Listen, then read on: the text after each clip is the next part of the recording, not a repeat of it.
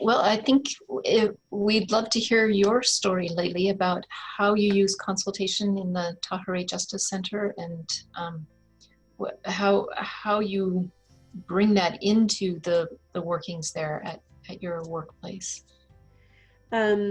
So yes, I grew up deeply thinking about the application of consultation, both because I have been a Baha'i. I'm a third generation Baha'i on my mother's side.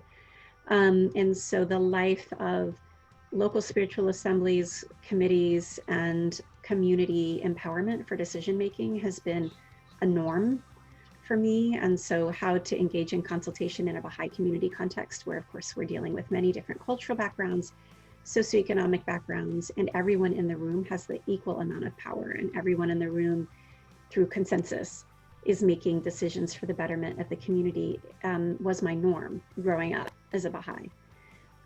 Then also, I think I have thought deeply about consultation because my father is a management consultant.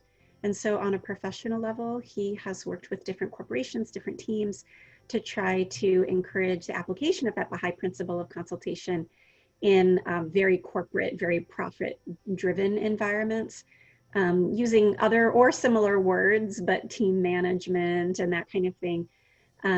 So for a number of reasons, how consultation is utilized is something that I have thought a lot about.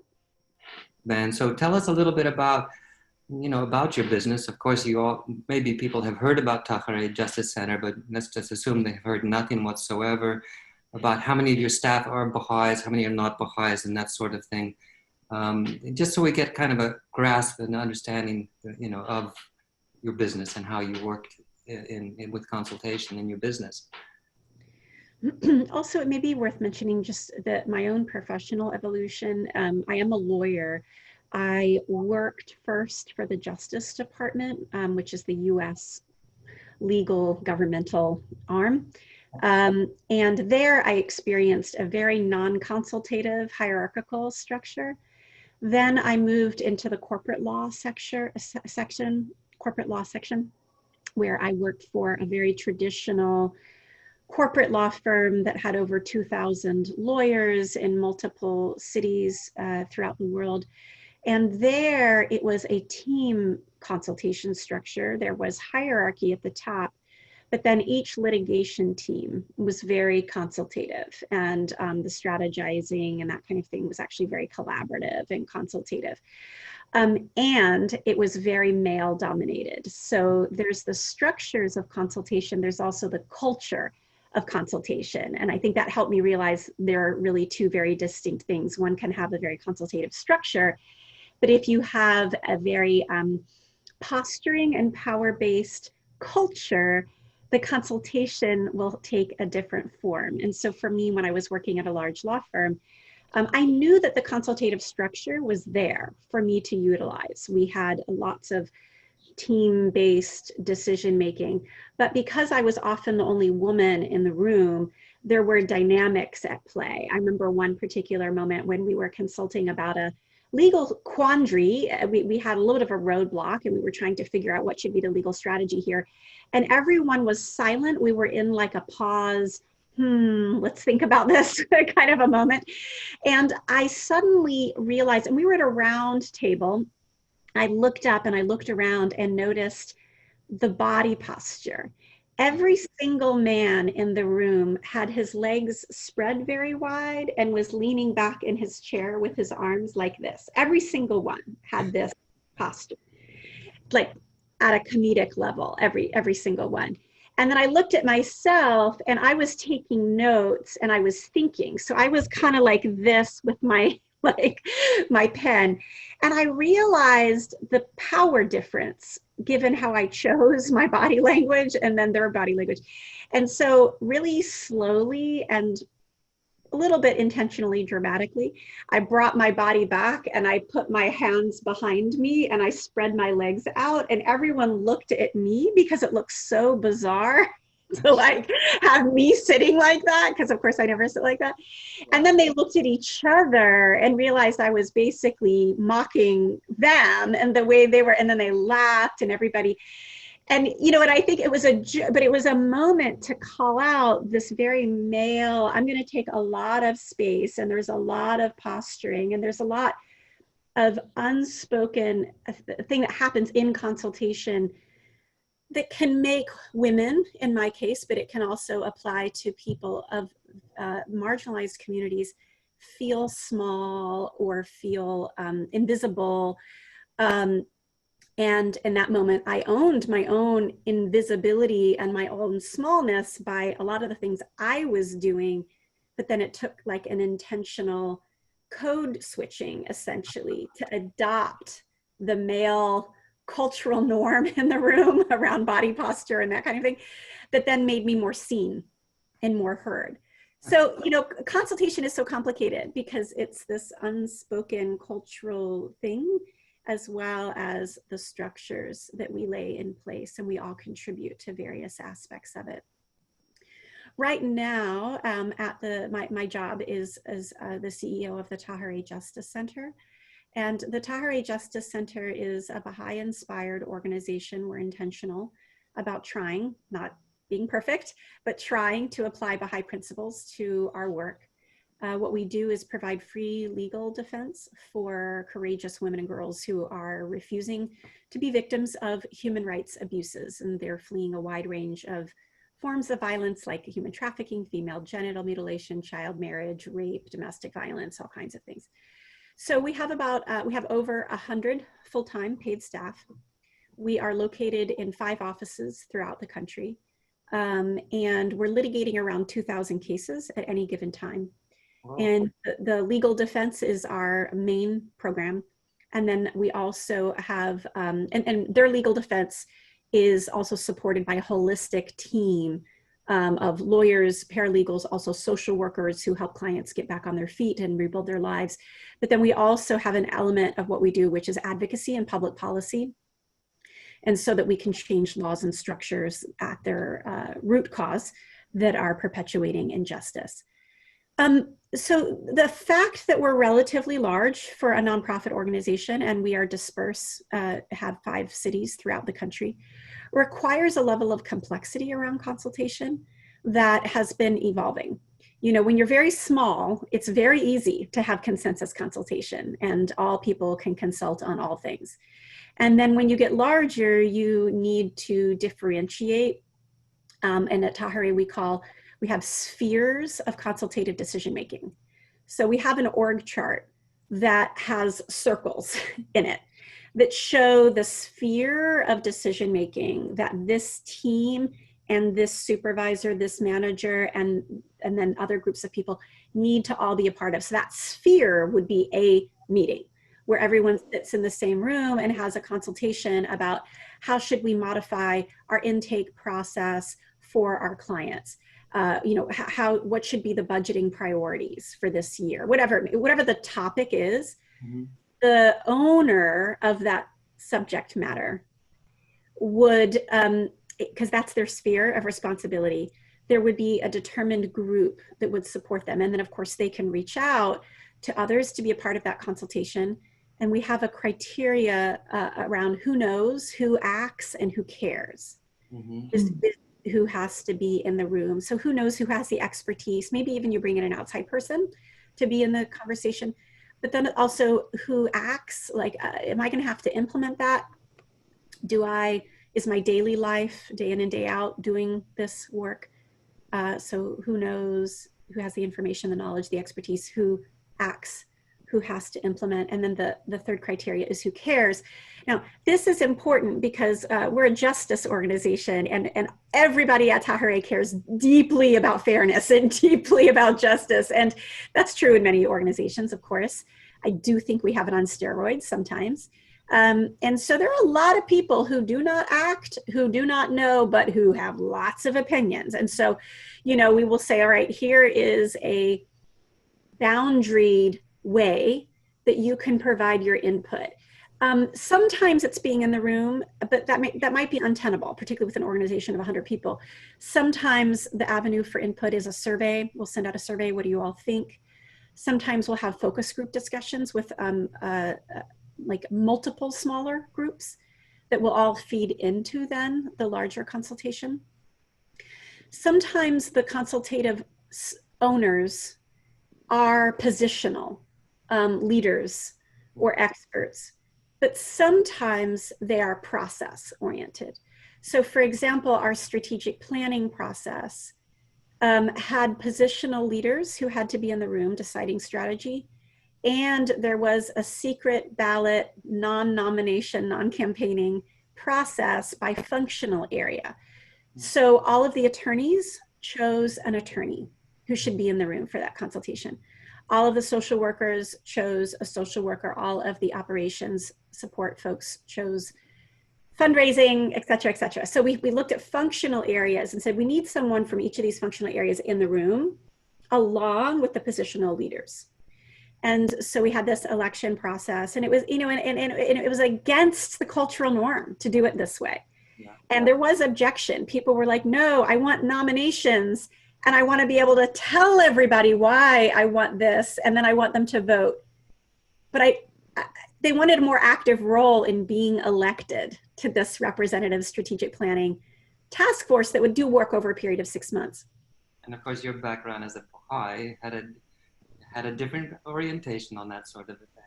Exactly. And initially I had to kind of enforce the spiritual principles underlying why we are not going to do campaigning and why we're not going to do nominations. It will be based on people's observable impression, rooted in action, not in what you say you're going to do, but rooted in what, in fact, your peers observe you to do.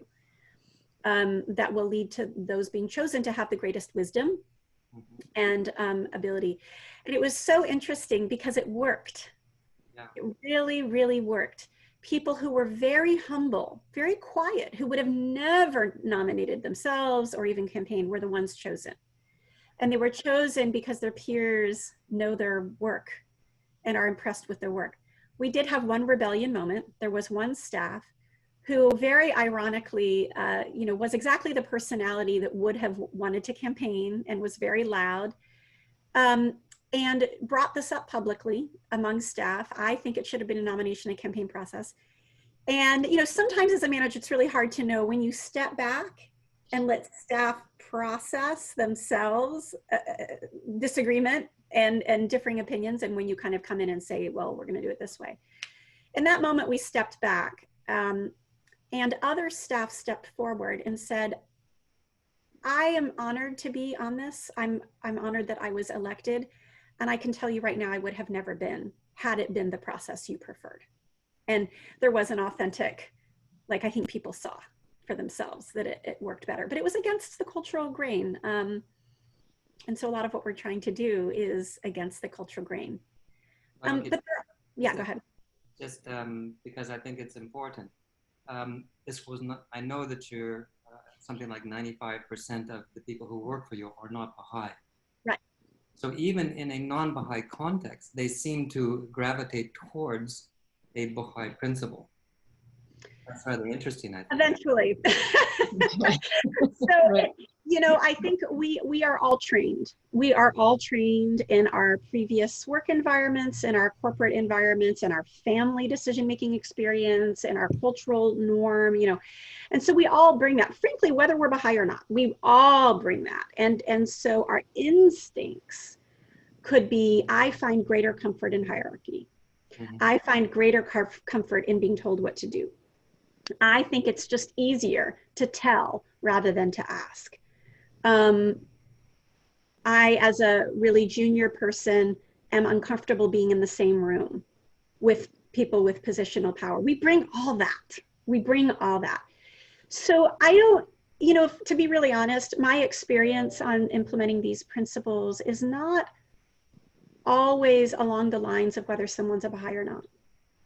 I think, Baha'is cannot fully understand the application of consultation. And I think that there are a lot of people who happen to not be Baha'is who are very good and very expert at applying consultation and are open, humbly open to hearing different ways of doing it, that kind of thing. But we also know as Baha'is that when Baha'u'llah came and issued forth who he was and shared the laws and shared the principles, that the literal atoms of the earth changed, that there was a spirit of the age that was released. Like I almost feel, it's almost like Baha'u'llah is a perfume bottle. And what he did was he sprayed the perfume that emanated throughout the world. And there are a lot of people smelling that divine scent of better ways of doing things, but don't know where it came from. They don't know where the bottle is. And they, you know, they don't have the source. They can't maybe name the scent, but they're smelling it because Baha'u'llah came not just for Baha'is, but for everybody. And so there's a spirit of the age, a scent of the age that's been revealed to all of humanity. I think the only difference is that for Baha'is, we're told where the scent has come from, and we have the box with the ingredients list and the instructions on how to use it. And so we have those resources if we choose, can read them and understand them better, but everyone has access to the same scent. And so what I find is, first of all, people come to work at the Tahrir Justice Center, they know we're Baha'i inspired. So the fact of Baha'i values is no secret. We're very transparent about it. And then there's orientation and there's training and there are lots of things that we do around the application of it to help reinforce and enforce that. We heard from other people that sometimes this can be problematic, but you know, when you have people that come to work and they're confronted with, you know, a religion, you know, atmosphere, or at least the values of a religion, but apparently the people who you've attracted are not seemingly impressed by the fact this is Baha'i inspired. Is that correct? Yeah, we're clear. We filter that out essentially. So because we are upfront, people do not apply to us who aren't okay with it. And we made mistakes in the past, by the way. We used to be like, don't ask, don't tell about being Baha'i inspired. We thought, you know, we don't want to make a big deal. The Baha'i faith is so universal. Who could possibly disagree? We're not going to make it, we don't want anyone to be uncomfortable. We don't want anyone to have any hesitation, and we don't want to impose anything on anyone. Mm-hmm. And what we realized was that was fraud, frankly, to people. It was it was misleading to them, mm-hmm. because there are cultural values reflected in the Baha'i faith that are very different from where people come from. And so to have them walk into an environment with no warning whatsoever, that here are our values, here's how we strive, again, not perfect, but strive to apply them, is unfair to them. And it becomes disruptive to the organization because we're having to do a lot of convincing them of those values. And so we made that mistake in the early days. And what we realized, like all corporations, frankly, you don't even have to be Baha'i, you've got to be upfront about your values. And you've got to say, this is who we are, this is our aspirational. And if you're not okay with any of these, don't even come here. Like, don't even work. We want you to be happy. There are other places to work. Don't work here. And so we're very clear, you know, I think on our website, there's a lot of it. Hopefully, if anyone's done their due diligence, it will be there. And in our interview process, it's a part of required questions. And what I mean by that is we ask very overtly. There is a direct question that says, we want to remind you that we're a Baha'i-inspired organization and would like to invite you to ask any questions you have about that or express any concerns.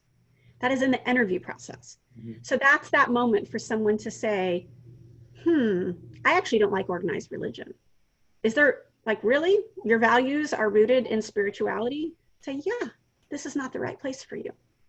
And we need to have a very upfront, you know, and this is not just Chick-fil-A, Marriott Corporation. There are large, completely not even do-good companies, like for-profit driven companies who, well, first of all, we know all companies have values, but those particular companies have values that are directly spiritually informed. They're unapologetic about it. Chick-fil-A asks people in their interview process, what do you do on Sundays to decompress?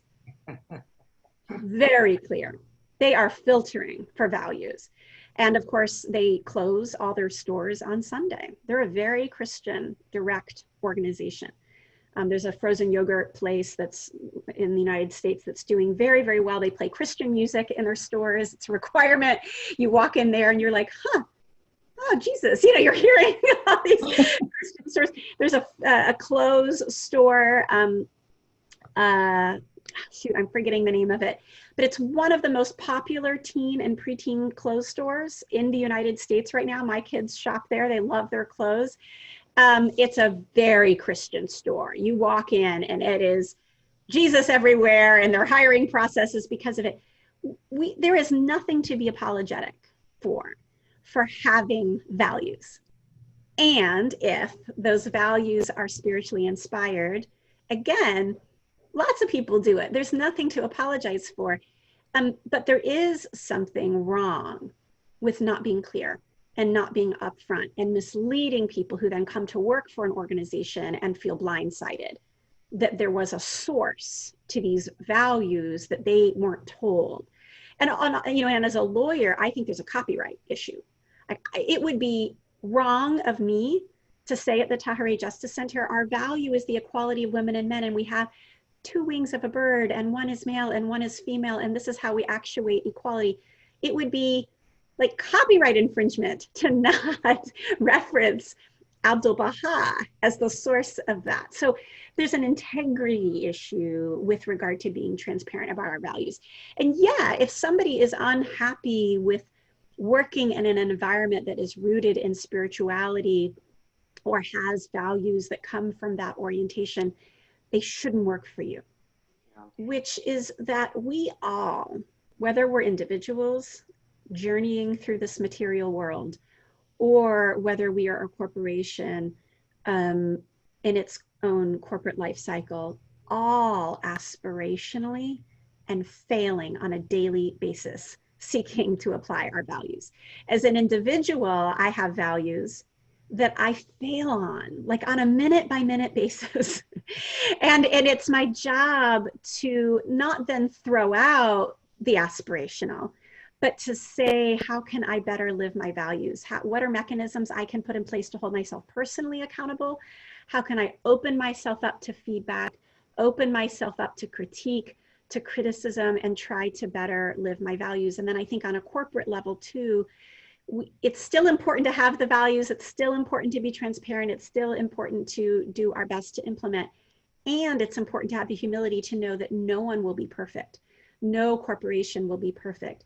All we can strive to do is have, accountability mechanisms for reflection and action and learning and change, and then reflection and action and learning and change, and go through that whole process continually using our values as our compass point to say, okay, if oneness is one of our corporate values, interdependence and oneness, we thought we were pretty good at that because we consult and we do all of these things. But then we realized that our budgeting process was team by team, and our fundraising staff and their metrics are organized by geographic area. So now we've got all these little turf wars going on, and this like my budget thing and my metrics and my donors. And so now it doesn't feel like oneness. So let's back up and say, we had a value, but we're realizing that the rubber is meeting the road on some of our processes and our procedures that have violated that value. And so it would be fair for a staff person to say, we're not living our values. This is a really good conversation. But we're trying. Yeah. And that's all we can all hope for is try. Well, yes, and speaking of those values, and I wanted to go back to what you were talking about in the beginning, Layli, about the structures and the culture of consultation, and how are you in the Tahirih Justice Center making that table accessible to a diversity of views and diversity of people? How are you making sure that all of those voices are heard, so that it's not the situation that you experienced with the lawyers being the only woman in the room? Well, part of it is actual diversity, and then the other piece is inclusion of diverse voices. I mean, at my law firm, we had problems on both, like there just weren't that many people who represented different groups. So at the Tahirih Justice Center, the majority of our most senior management team are people of color. And at the staff level, the majority of our staff are also people of color. So there, kind of is diversity in fact, but it doesn't mean there is diversity, that people are fully heard. It doesn't mean that there is full inclusion. It doesn't mean that there aren't microaggressions or unintentionally things that happen that marginalize people. There's also positional power. And so, diversity also has to do with allowing somebody who may have a lower salary, a lower scope of responsibility to be a part of those decisions. So diversity, I take your question to mean maybe a wide range of forms of diversity. And what I would say, and then also we have a lawyer whiteness problem. And this is a pipeline issue because law school is very expensive. And there are most of the lawyers who can afford a nonprofit legal job are white. And then a lot of the lawyers are in supervisory roles. So there are these other dynamics that are just constantly at play. I would say how we guard against that is a work in progress. And sometimes we don't get it right. And people feel excluded. And there have been microaggressions, and that is real. And so I also don't want to portray we're in a learning journey just like everybody else. And there isn't perfection on that. But to answer your question tangibly, I already mentioned the process we used for inclusion during our strategic planning process. That ended up working very well. But that was like a specific niche, one-off or once every 5 years in our case, strategic planning process. There are other decisions, and sometimes decisions have to be made very quickly. What we've developed is something called tiger teams. And tiger teams, so there is a group at Tahirih called GRACE. I'm going to get the acronym wrong, but I'm just going to get the acronym wrong. But basically, this is a group of staff. I'm not a part of it. It's staff-led. There are 33 people who are members of it, so a third of the staff are a part of it. And it's an internal affinity group of staff who are dedicated to diversity, equity, and inclusion. And their purpose is to constantly interrogate and help improve our HR policies, our financial policies, our programming, making sure it's client-centered. It's a staff voice, a collective staff voice for holding the whole organization accountable. And they actually own strategic planning on our equity, inclusion, and diversity initiatives. Again, I'm not even in the room. They completely own and execute those decisions. When we have a quick decision that the senior leadership team is needing to make, and one example is right now we've had to make some really hard financial decisions because of the coronavirus and some philanthropic realities around that. So management had to make a quick decision, and there had to be expertise used to make that decision. The finance team did an amazing job, laid out 10 different scenarios. We had a risk mitigation analysis, and they did all of this work. Then we asked GRACE, this group of staff, to deploy a tiger team. And what that means is that GRACE says, okay, management needs to consult with a staff-based tiger team on a quick decision that now, and it's weird because we can say kind of what it's about, but it's also confidential. Like we couldn't say to 33 people, we need to weigh layoffs versus reduction in benefits. So we couldn't say that to the whole group. So we said we have some financial strategic decisions we need to make, and we want a GRACE Tiger team to be a part of this consultation. And so they put out a call, and people volunteer to be a part of it. And depending on how many people have volunteered, they'll choose the final 3 to 5 individuals who are a part of the GRACE Tiger team based on diversity, the makeup of the team, both positionally and all kinds of other criteria. Then that Tiger team becomes a part of the national level decision making.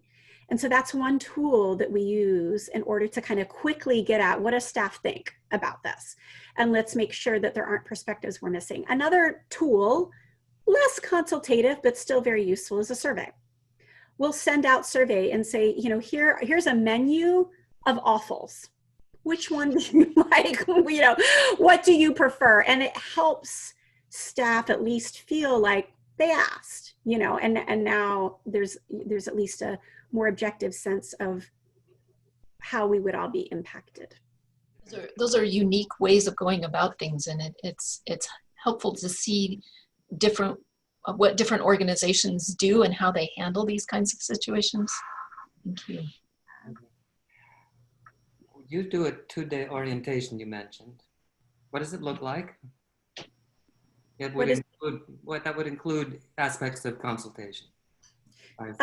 So our orientation involves orientation around our values and our mission, also our programming, decision making. This is how things get done. This is who does who, you know what.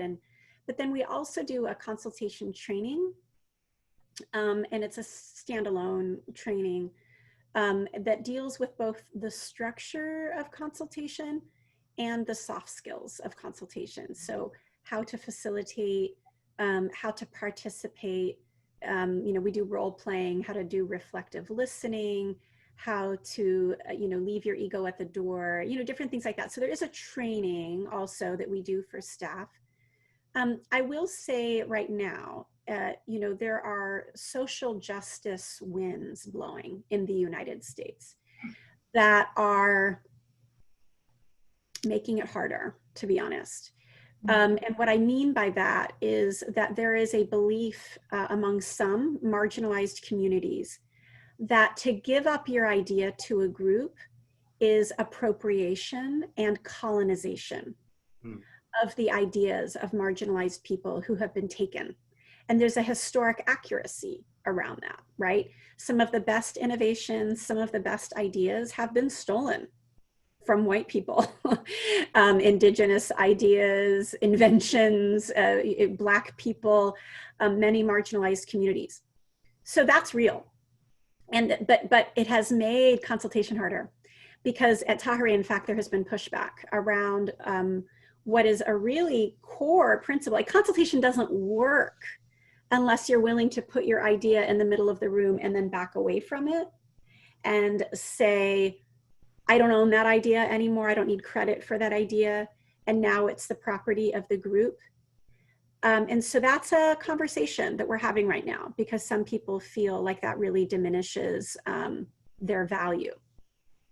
But it also is in contradiction to the idea of oneness, because when we are one and interdependent, it does diminish the role of the authority of and ownership of the individual. So we're, you know, that's something that's we're reconciling, particularly in a social justice space and organization. What insights are you coming in that discussion? What have you found? What are you learning as you go along that path? We're learning we have to be authoritative about some things and non-negotiable about some things. I think, you know, values are that which you are willing to lose money and staff over.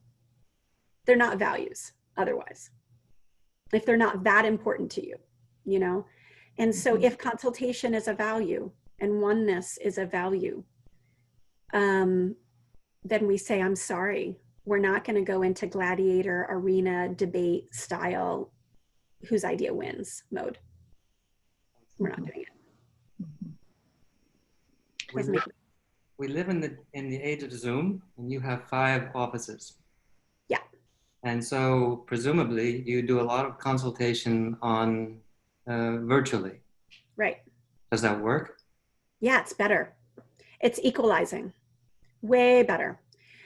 Because particularly as an organization with over 100 people in 5 offices, you know, the bigger offices had bigger prowess in the conversations. Like they had that big conference room, and then you had Baltimore with a little conference room, and then everyone's looking at each other. Nobody can see each other's faces. And Zoom is equalizing.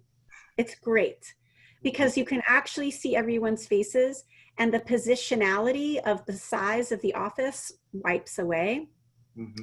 Also, you can really see each other. Like in meetings previously, when we had a round table, I could be looking over here and I couldn't see the eye rolling happening over here, or the notes that were being passed, or the texts that were being checked. When you're on Zoom, you you can look here and see everyone all at the same time. And so it's a much more, like as a facilitator, it's easier to read the room, I think, with Zoom. The other thing that's brilliant is that Zoom allows for greater types of participation. In an in-person consultation, there's only one way, and only extroverts succeeded at it. When you're in the room, you got to speak.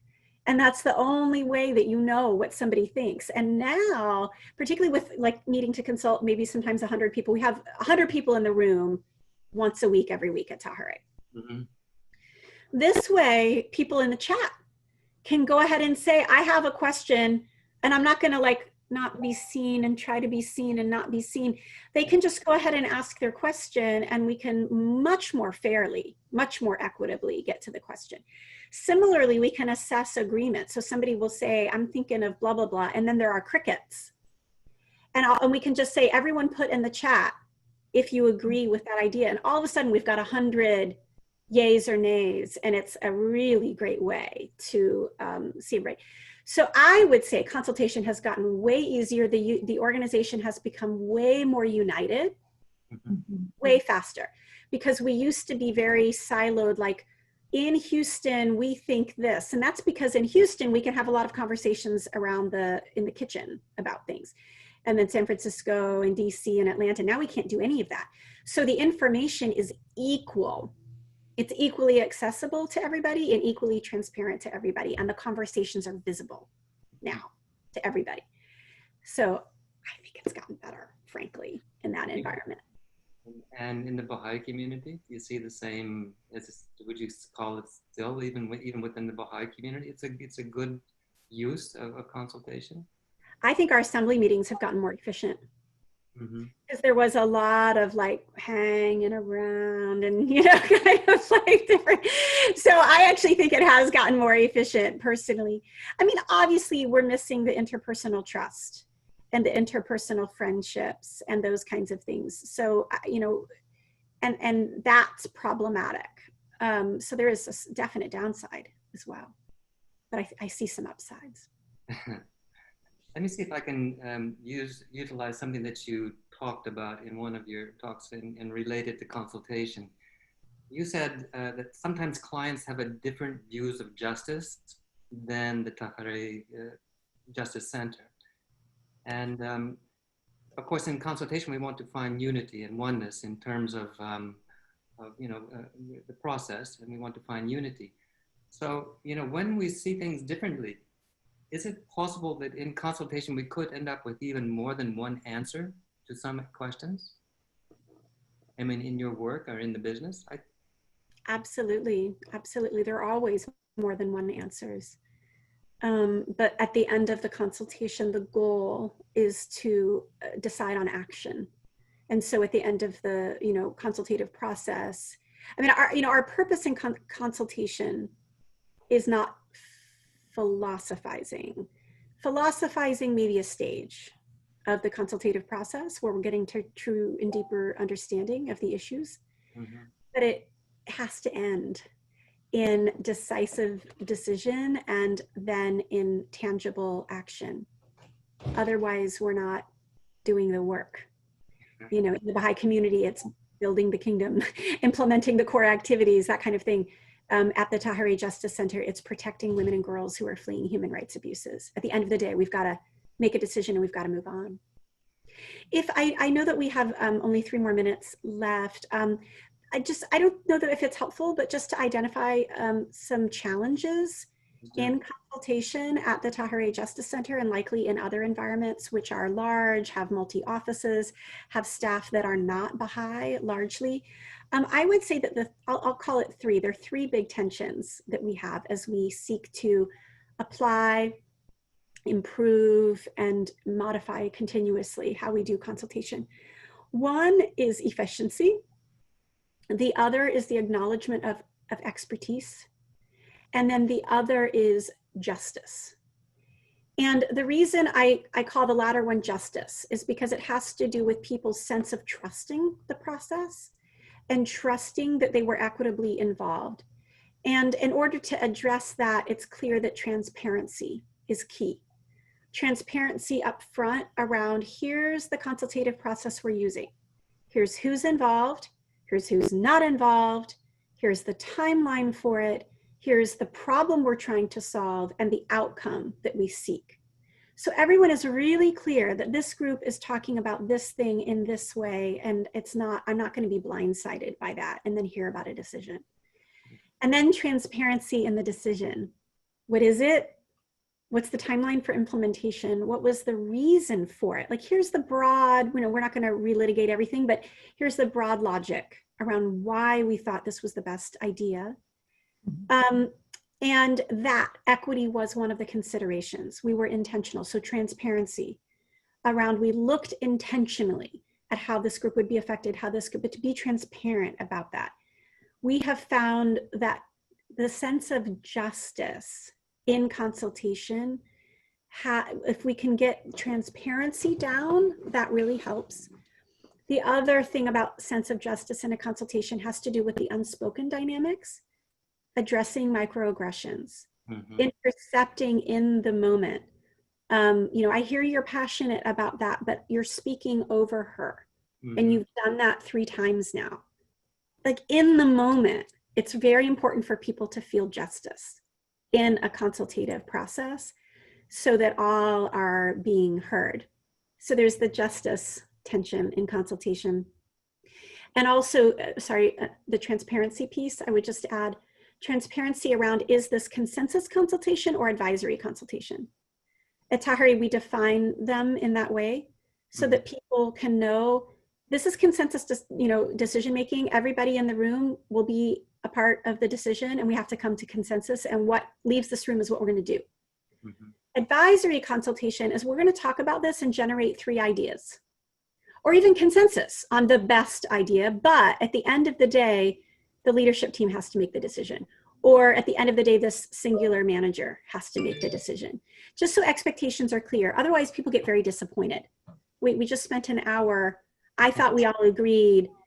And then the manager is like, no, I have confidential HR information, confidential financial information that your consultation is going to inform. But you may not understand the final decision because you didn't have access to that information. So we have to be really clear. Is this advisory or is this consensus, in order to moderate expectations? So that's all on the justice side. On the efficiency, it has to do with this question about, at the end of the day, we got to make a decision. and we have to have facilitation that gets to that point. And then we have to have acquiescence and unity behind the decision. Something happened recently at Tahare where people wanted to kind of revisit the decision again and again and again. And it wasn't that it was like totally wrong. I mean, on the substance, okay, yes, we now have learned this new thing. Now we have another new thing, and now we have another new thing. But the problem is, lives are being lost in our work as we continue to think through and pontificate. We've got to act and we've got to move. And at some point, we just accept the consequences of moving forward. So there is an efficiency thing that can be an obstacle in consultation. And it also makes people kind of roll their eyes and go, oh my God, another meeting. Do we really have to consult again? Because unless there's a value of and a practice of efficiency, you burn people out in the process of consultation. So kind of justice, efficiency, and then the third point is expertise. And this is why it's important to explain when we're having advisory consultation and when we're not, because the hard reality that is hard for younger staff to accept. It may be hard for some staff who have a philosophical bent towards no hierarchy. Like, I hate hierarchy and I want everything to be flat. It's hard to accept the idea that some people do know more. And some people do have more experience, and there may be more expertise in the room. And that is a tension. It's a real tension. For example, recently we've had these really complicated financial conversations, and we can spend hours trying to help a lawyer and a social worker understand financial risk mitigation and 12-month cash flow cycles. But then at the end of the day, you have to also say, I went to school for 7 years to understand this. And I've just done market research and market analysis, and we've consulted with the board member who's at Accenture and P&G. And so can we please just at some point, like defer to the expertise in the room and move on? That's a tension in consultation and something that we also have to navigate. So anyway, sorry, I wanted to not let our conversation end with the like, what's really hard about consultation. So many things are really useful, very much related to what we have in the course, and very, very well said. Thank you very much. Sarah, do you want to finish up with anything from our side? I wanted to ask you, what is the, have you noticed the aha moments when people get it and say, oh, this really helped, this really worked? Is there those success moments where people get it? What do you mean by get it? To see that consultation is a valuable tool. So everyone gets it. That's never a necessary aha moment. Because again, people joined knowing that we do consultation. I mean, I think that there are variations on appreciating different types of consultation. Consultation as a value is never at issue. And to be honest, I mean, in the corporate world today, like, you're a bad manager if you don't consult. That is normative right now. So it's not some spiritual revelation that people are like, oh, consultation, I've never heard of this. And now I'm like agreeing with it. Every high quality professional I know knows that consultation works. Every effective corporate environment gets that consultation works. I mean, a lot of our staff come from Deloitte, they come from Ernst & Young, they come from large law firms, and there is not one competent environment right now that doesn't already accept consultation, okay? So that's not the aha. Mm-hmm. The aha can be on like the nuance of, is this particular tool more helpful or less efficient? And ultimately, people felt excluded anyway. We did all this work. People still felt that they weren't included, and it was hugely inefficient. Like, those are the aha moments. It's around the nuance. How are the Tiger teams working? How is the dynamic in the room among us as a team working? Are there some interpersonal things that we have to work out? That kind of thing. It's soft stuff. But then the structural stuff, which is about tweaking. Do we use more Tiger teams, less? Should this be brought to the whole leadership team? Do we need a standalone and elected task force to do that? So it's like, those are the ahas. It's like little ahas with little capital A's. I don't know. Right. Like, oh, now I like consultation and I didn't before. That's not we're all on the same page. Every competent professional understands that consultation is necessary. I think it's a little bit like the analogy of the perfume that you talked about earlier. I mean, Baha'u'llah did say that this was the spirit of the age. Consultation is not just for Baha'is, it's for everybody. Yeah, sometimes better. Yeah. This is the thing. And I get a little frustrated sometimes, and this is true in the social justice space as well. Sometimes I think Baha'is will come into spaces and in conversation, whether it's on race unity or whether it's on consultation, say, I have this really great Baha'i idea that you've probably never heard of. And then everyone's in the room going, that's old news. And everyone is kind of like, yeah, that's not new.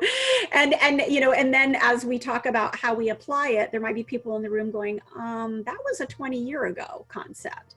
And now we've actually evolved it to apply an even better, mechanisms for facilitation have become brilliant. There are just some amazing ways that the current management consulting world and corporate environment are applying it that I think Baha'i communities can learn from, frankly. So, yeah. I have to agree with you. Okay, I don't want to take up too much more of your time. We really want to thank you for the time, and thank you for all the participants of the course who will also be very thankful for the kinds of insights that you've given to us. We probably will include in the course, linkages to some of the other talks you've given with the ebbf. But anyway, really wonderful. thank you for finding the time to spend with us. Very useful for us and very useful for the Wilmette Institute and the course. Thanks so much for including me. Take care. We will be in touch. All right. All the best then. Okay, take care. Bye-bye. Thank you. Bye.